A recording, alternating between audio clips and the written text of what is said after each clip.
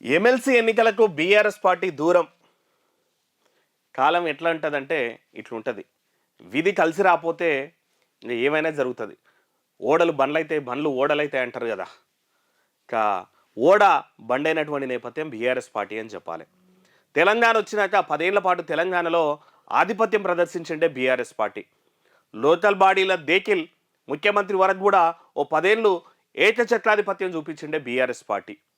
మరి అట్లాంటి పార్టీ ఈరోజు పోటీలో ఉంటుందా లేదా అనేటువంటి డౌట్కి వచ్చేసింది.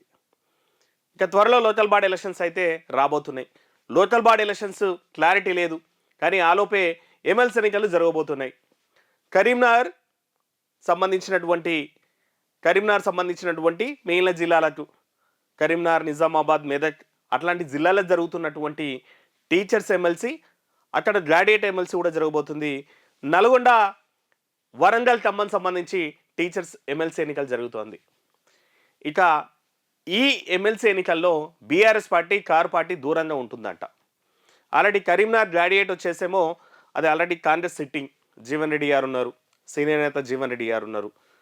ఇక ఆల్రెడీ బీజేపీ పార్టీ ఈ 3 స్థానాలకు అభ్యర్థుల్ని కూడా రంగంలోకి దింపి ప్రచారం అయితే చేస్తోంది. అంజిరెడ్డి గారు, నరోత్తం రెడ్డి గారు, తర్వాత కుమరయ్య గారు, ఆ 3 అభ్యర్థులను పెట్టేసి ఆ 3 సీట్లను గెలిచే దిశగా ముమ్మర ప్రచారం అయితే చేస్తుంది.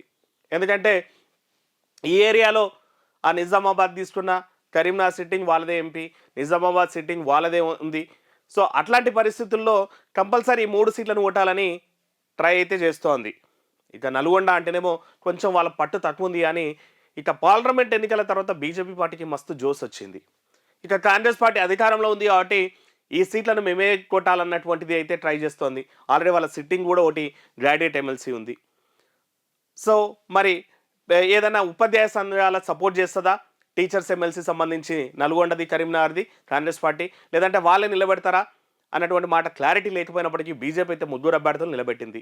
మరి ఇట్లాంటి పరిస్థితుల్లో త్రిముఖ పోటీ ఉంటుందేమన్నటువంటి ఆలోచన ఏదైతే రాజకీయ సర్కిల్లో ఊహాగానాలు వచ్చినాయి. కానీ బీఆర్ఎస్ పార్టీ ముందే ఏమంటారు టవాల్ తీసేసిందంట. ఇంకా ఆశలు అయితే ఏం లేనట్టు ఉన్నాయి.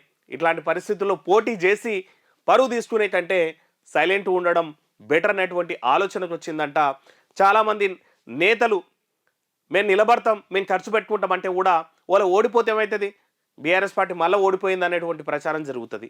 రెండోది, వాళ్ళ అంతంత క్యాండిడేట్ పెడితే డబ్బులు పెట్టాల్సిన పరిస్థితులు వస్తాయి. అవతల గట్టి పెడుతుంటే వీళ్ళు కూడా గట్టిగా పెట్టాల్సినటువంటి పరిస్థితులు ఉంటాయి. ఇట్లాంటి పరిస్థితుల్లో నిలబెట్టి పైసలు ఓడగొట్టుకొని మళ్ళీ ఓడిపోయి మళ్ళీ పరువు తీసుకునే కంటే సైలెంట్గా ఉండడం బెటరు ఈ 3 స్థానాల మీద అన్నటువంటిది అయితే బీఆర్ఎస్ ఆలోచనకు వచ్చిందంట. మరి చూద్దాం. అంటే ఇంకా దీని మీద అయితే క్లారిటీ రావాల్సినటువంటి అవసరం ఉంది. ప్రస్తుతానికైతే ఆ పోటీకి దూరంగా ఉంటుందనేటువంటిది. అప్పుడు కాంగ్రెస్, బీజేపీ అభ్యర్థుల మధ్యనే పోటీ గట్టి ఉంటుంది. చూడాలి మరి ఎవరు జయకేతనం ఎగరేస్తారో ఈ 3 స్థానాల్లో.